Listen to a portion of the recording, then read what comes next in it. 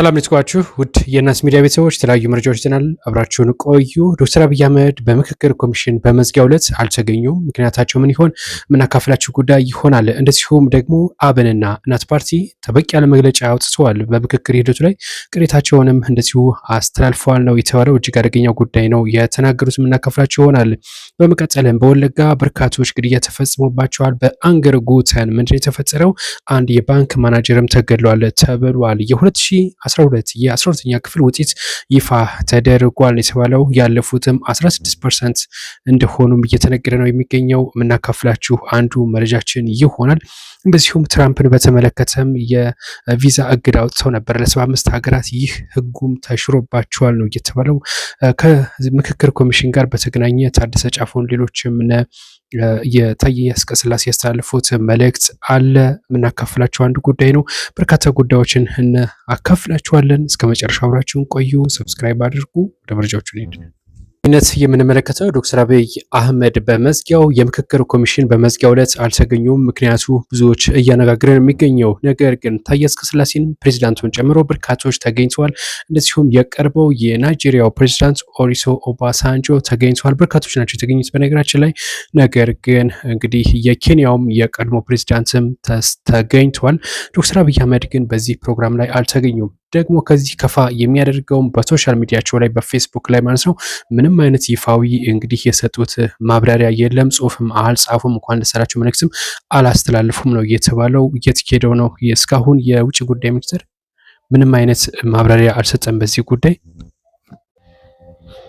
የፕሬዚዳንቱ ጽህፈት ቤትም እንደዚሁ ስለ አለመገኘታቸው ያለው ነገር ምንም የለም። በዚህም ሆነ በዚያ ግን ጠቅላይ ሚኒስትር አብይ አህመድ በምክክር በመዝጊያው ፕሮግራም ላይ እንዳልተገኙ ነው የደረሰን መረጃ የሚያሳየው። ሰፋ ያለ ጉዳይ የሚወጣ ከሆነ ግን አንድ አዲስ መረጃዎች አሉ ከዚህ ጋር በተገናኘ እነሱ እርግጠኛ ከሆኑ ይዤላችሁ የመመለስ ነው የሚሆነው። ሌላው መረጃችን እናት ፓርቲና እንደዚሁም አብን ከባድ የሆነ መግለጫ አውጥተዋል።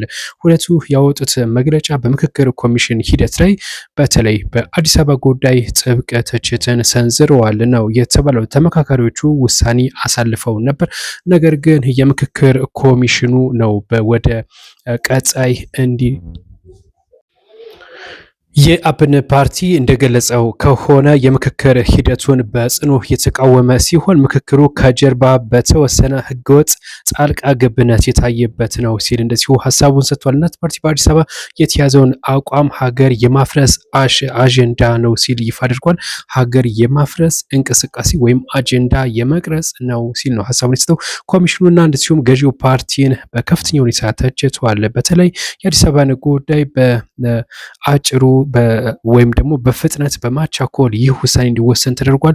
አስቀድሞ 75% ደግፈውት የነበረውን ሂደት ከእንደገና በሀገር ሽማግሌዎች በሚል ሂደት እንዲሰረዝና ተዋክቦ ሌላ ውሳኔ እንዲወሰን ተደርጓል በሚል እናት ፓርቲ በከፍተኛ ሁኔታ ታጭቷል። በሁለቱ ፓርቲዎች መካከል የነበረው እንግዲህ ፉክክር አሁንም ተባብሶ ቀጥሏል። እናት ፓርቲ ብልጽግናን በከፍተኛ ሁኔታ እየተቸ ነው የሚገኘው። አብን ደግሞ በዚህ በምክክር ሂደቱ ላይ ቅሬታ እንዳለው ጭምር ይፋ አድርጓል። በቀጣይነት የምንመለከተው አንዱ ጉዳያችን የሚሆነው ደግሞ 2018 የ12ኛ ክፍል ተማሪዎች ጋር በተገናኘ ውጤታቸው ይፋ ሆኗል የተባለው ከፍተኛው ውጤት 591 ነው የተመዘገበው። እንግዲህ የኦዳ አዳሪ ትምህርት ቤት ነው ከአዳማን የተመዘገበው። ሁለተኛዋ ሴት እንግዲህ 583 ይቅርታ እንደዚሁ ተመዝግቧል ነው የተባለው እና ይህም አንዱ ጉዳይ ሆኗል፣ መነጋገሪያ ጉዳይ ነው። ከዚህ ጋር በተገናኘ በሶሻል ደግሞ 576 ከፍተኛው ነው። በሴት ደግሞ 569 ውጤት ተመዝግቧል የተባለው። አጠቃላይ ያለፉት ከተፈጥሮ ሳይንስ 16.5% አልፏል። ከሶሻል ደግሞ 8.33% ብቻ ነው ያለፉት። አጠቃላይ 70,000 የሚሆኑ ተማሪዎች ብቻ እንዳለፉ ጭምር ነው የተነገረው እና አሁንም እንግዲህ ቁጥሩ በከፍተኛ ሁኔታ ነው የቀነሰው። የተፈተኑት ከ400,000 አካባቢ እንደሆኑ የሚታወስ ጉዳይ ነው። በኦሮሚያ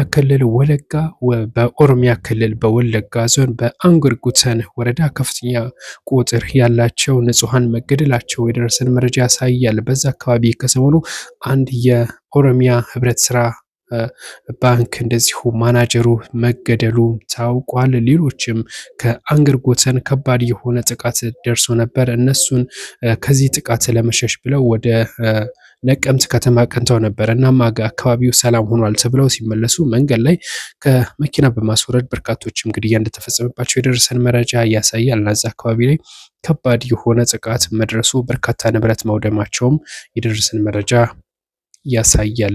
በቀጣይነት የምንመለከተው ጉዳይ የሚሆነው እንግዲህ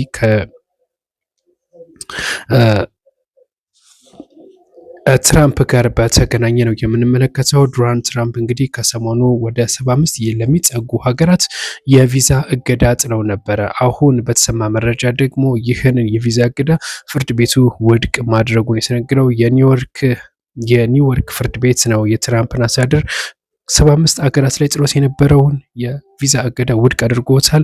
ውሳኔው በዜግነት ላይ የተመሰረተ መድሎ ነው በማለት ነው ውድቅ ያደረገው። ከዚህ ጋር በተገናኘ እንግዲህ ዶናልድ ትራምፕ በከፍተኛ ብስጭት ውስጥ ወድቋል የተባለው ይህ ግን ሊጸድቅ ይፈልጉ ነበር። ስደተኛ ጠል እንደሆኑ ይታወቃል ዶናልድ ትራምፕ። ሌላው ታደሰን ጫፎ በተመለከተ የህዝብ ተወካዮች ምክር ቤት አፈ ጉባኤ ታደሰ ጫፎ እንኳን ደስ አላችሁ መልእክት ማስተላለፋቸው ነው የተነገረው። እናም እንግዲህ ብዙዎች ተናግረውበታል።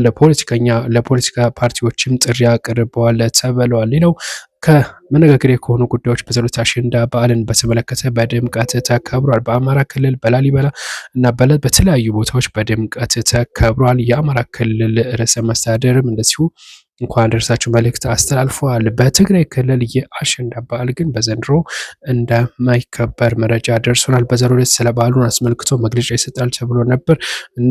ይህ ግን መግለጫ አልተሰጠም። መግለጫ ያልተሰጠበትና በዓሉ የማይከበርበት ምክንያት ደግሞ የድሮን ጥቃት ስላለ በዓሉ አይከበርም ሲሉ የክልሉ ከፍተኛ ባለስልጣናት ይፋ አድርገዋል። ከሰሞኑ በትግራይ ክልል ባለው የሴቶች ከፍተኛ ጥቃት ምክንያት በክልሉ እንግዲህ 33 የሚጠጉ ሴቶች በ2018 ብቻ ግድያ ተፈጽሞባቸዋል ተብሏል። ያን ጋር በተገናኘ በክልሉ እንግዲህ አሸንዳ በዓል የሚከበረው ጥቁር ልብስ በመልበስ ነው ሲሉ ነበር እና በርካቶችም የሰብአዊ መብት ተሟጋቾች ይህንን ሲያስተጋቡ ነበር። ክልሉ መግለጫ ሲያወጣ ነበር በተደጋጋሚ።